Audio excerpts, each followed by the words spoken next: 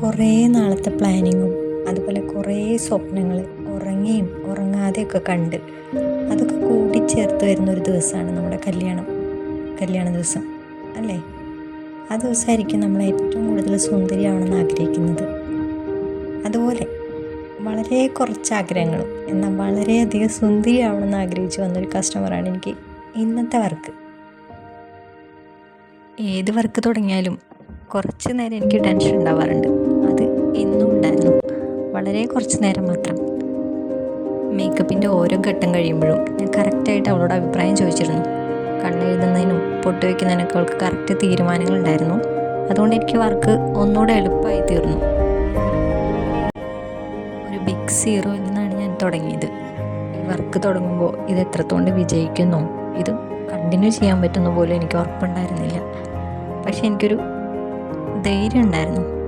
എന്നെ സപ്പോർട്ട് ചെയ്യാൻ കുറേ പേരുണ്ടായിരുന്നു.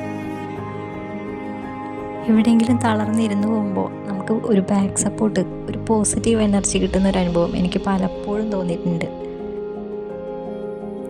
കുറേ പ്രാർത്ഥനയുടെയും ഒരുപാട് പേരുടെ അനുഗ്രഹത്തിൻ്റെയൊക്കെ ഒരു ഫലമായിരിക്കാം തളർന്നു പോകുമ്പോൾ ഒരു താങ്ങായിട്ട്, ഒരു പോസിറ്റീവ് എനർജി ആയിട്ട് എന്തെങ്കിലുമൊക്കെ നമ്മുടെ സൈഡിലേക്ക് വരുന്നത്.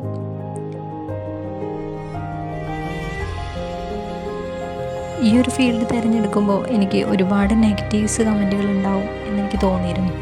പക്ഷെ അതിനൊക്കെ ഉപരിയായിട്ട് എനിക്ക് കുറേ ഫ്രണ്ട്സിനെ കിട്ടി.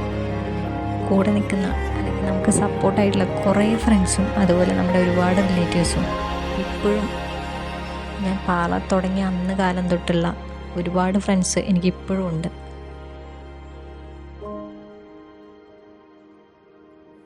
ഇതിൻ്റെയൊക്കെ അപ്പുറമാണ് ഞാൻ തിരഞ്ഞെടുത്ത എൻ്റെ ഒരു ഫീൽഡ്. നമുക്ക് ഫുൾ ഫ്രീഡം ഉള്ള, നമുക്ക് ഫുൾ എൻജോയ് ചെയ്യാൻ പറ്റുന്ന, ഇതിൻ്റെയൊക്കെ അൾട്ടിമേറ്റായിട്ട് ഞാൻ ഏറ്റവും കൂടുതൽ ആഗ്രഹിച്ച ഒരു സ്വപ്നം കണ്ടിട്ടുള്ളൊരു ഫീൽഡാണ് ഞാൻ തിരഞ്ഞെടുത്തതും എനിക്ക് കിട്ടിയതും. അതിൽ ഞാൻ ഇന്നും സന്തോഷമായിട്ടിരിക്കുന്നു.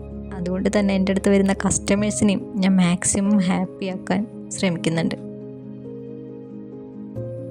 അവരുടെ സ്വപ്നത്തിൽ കണ്ട അതേ രൂപത്തിലേക്ക് എനിക്ക് അവരെ ആക്കാൻ പറ്റുന്ന സന്തോഷം എനിക്ക് അവരുടെ കണ്ണുകളിൽ കാണാൻ പറ്റാറുണ്ട്. അതിലും വലുതായിട്ട് എനിക്കൊന്നുമില്ല.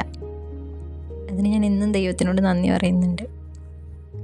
അപ്പോൾ ഇനി അടുത്ത വീഡിയോയിൽ കാണാം. ടാറ്റാ.